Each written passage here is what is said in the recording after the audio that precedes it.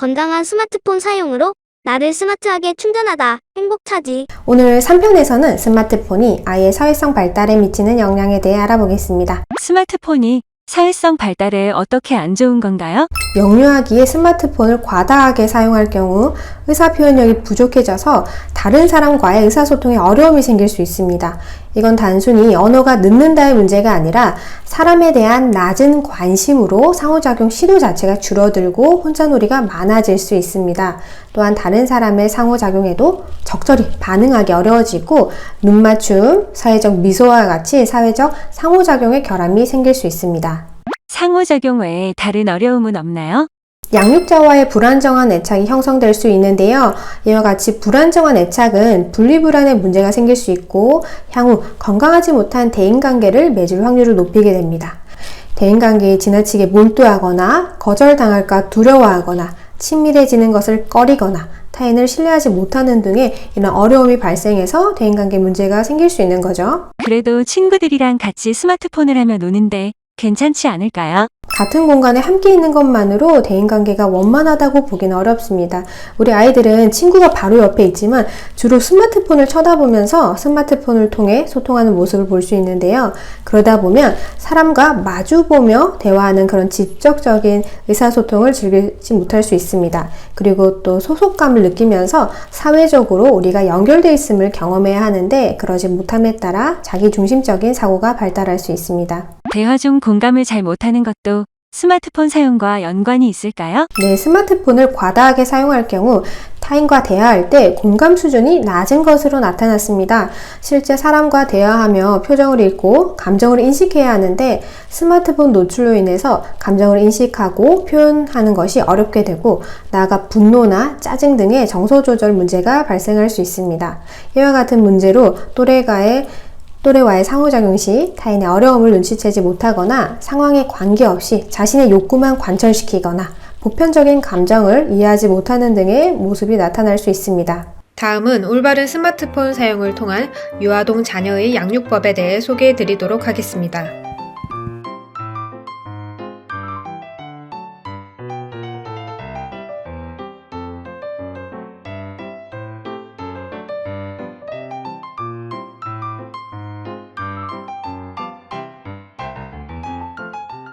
그렇지만 아이들이 모이면 모두 스마트폰을 하는데 안 줄 수가 없지 않나요? 아이들이 모두 모였을 때 스마트폰을 할 수 있는 시간이 아니라 서로 얼굴을 마주보고 즐거움을 공유하고 함께 놀 수 있는 시간이라는 것을 알려주시는 것이 좋습니다.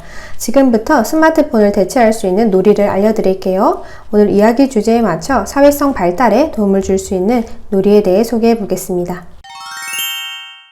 첫 번째, 블록으로 다리 또는 도로 만들기. 사실 만 2세에는 대부분 혼자놀이를 즐기는 시기이기 때문에 친구들과 함께 놀이를 진행한다는 것은 조금 어려울 수 있습니다. 그러나 이때 즐겨 할 수 있는 블록놀이는 간단한 규칙으로 친구나 부모님과 함께 놀이를 할 수 있고요. 상호작용을 통해 사회성 발달에도 도움을 줄 수 있습니다. 놀이 방법은 상대방과 같이 블록을 바닥에 배치하며 다리나 도로를 만드는 것으로 간단합니다. 이때 상대방과 번갈아 블록을 놓을 수 있도록 차례를 정합니다. 땡땡이 한 번, 엄마 한 번, 이번에는 엄마 차례네. 이런 식으로 반복적으로 말해주며 이 놀이가 차례가 있음을 알 수 있도록 해줍니다. 연령이 더 높아질수록 작은 블록을 이용해서 더 큰 구조물을 만들 수 있고 공동의 주제를 갖고 블록놀이를 할 수도 있습니다.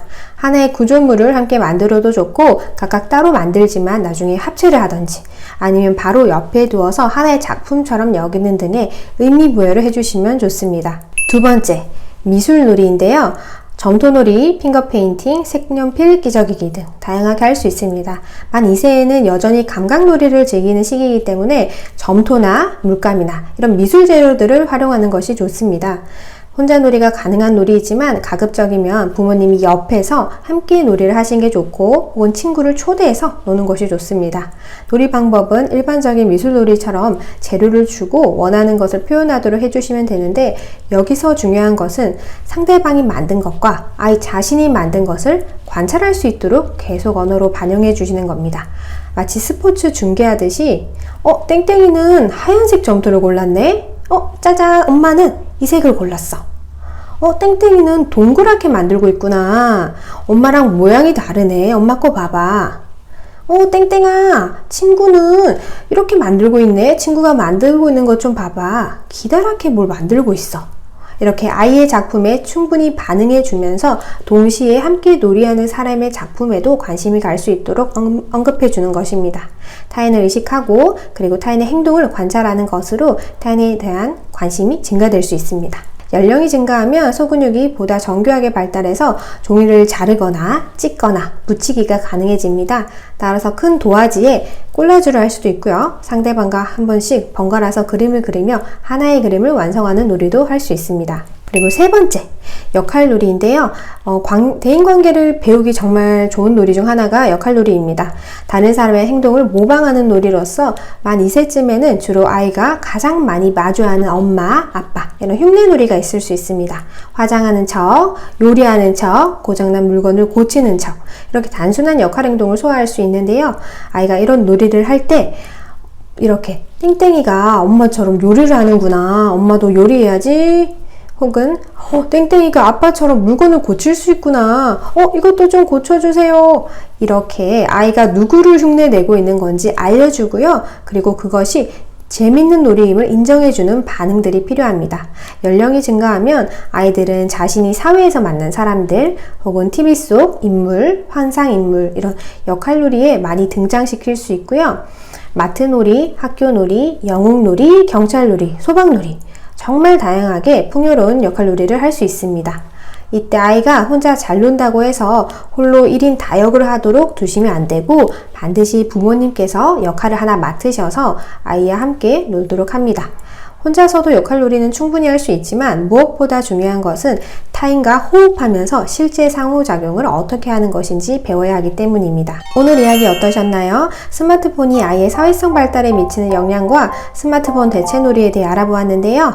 오늘도 시청해 주셔서 감사합니다.